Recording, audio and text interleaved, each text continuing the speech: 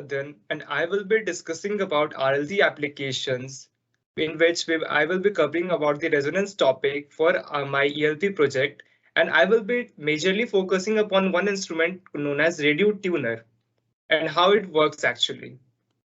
So, we have all seen radio since our childhood. Even our parents have seen it a long time ago. It has existed in our society for ages.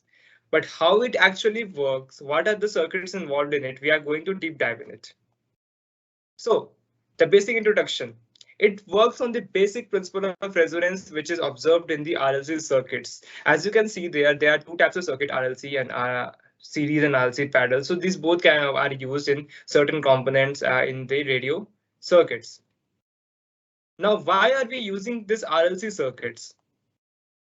RLC circuits have a basic property of showing resonance. That is, at a certain frequency, the peak amplitude is very high than the rest. As you can see there is a frequency known as F0 in which the current or any other such amplitude becomes very high than the rest of the other region, as you can see here. Now, this property can be used in a radio tuner as it allows only one frequency at a time to pass through it and blocks the other. So this is the basic functioning of a radio tuner, like a radio tuner. We have so many frequencies here coming through it, but it allows only a certain frequency to pass through it while at the same time blocking the others, as you can see here. So if the tuning circuit of the radio has the same frequency as of the incoming wave, then it will show resonance and will let pass it while blocking the others at the same time. So this is the basic working of a tuning component of a radio. Now, how resonating frequency is obtained?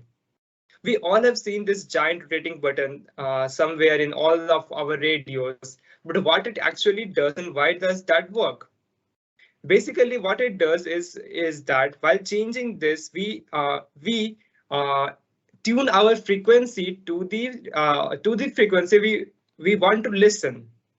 So, but in the circuit, what it does is that it basically changes the capacitor component of the circuit, which in turn changes the resonant frequency of the whole circuit so that we can catch the frequency and listen to of our choice and listen to it. But the working of radio tuner is not as simple as it seems. We have to face a problem, and we all have also a solution to that.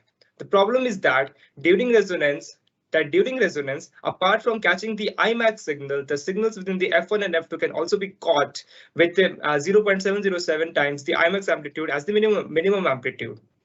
As you can see in this graph, we have a region from F1 to F2 with a minimum amplitude of as 0.707 IMAX, which is the 0.07 times of the IMAX amplitude, which is found at the FR. So what happens actually, our circuit is not able to distinguish between this region that much clearly. This happens as the peak value is not well differentiated from its neighboring values.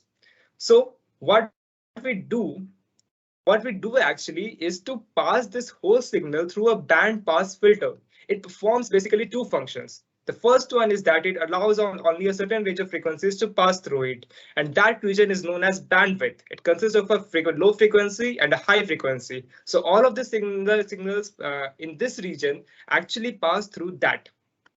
It also amplifies the peak so that only selected range can pass through the circuit. What it does actually, that is, it amplifies this particular region so that it gets more differentiated from its neighboring region. Like we have to listen to this region only, so it has to get amplified so that if only this particular signal at this particular frequency can be passed through the circuit. This is the basic functioning of a band pass filter. Now, these are some parts of a radio tuner.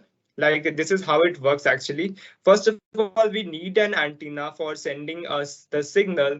Then we have a radio frequency amplifier, which basically amplifies the signal so much so that it can be traveled or transferred to the large distances. Yeah. Then we have a tuner, which basically filters the incoming signals and allows only a certain range of frequencies to pass through it, and finally the required frequency which we want. The signal again gets amplified to our needs.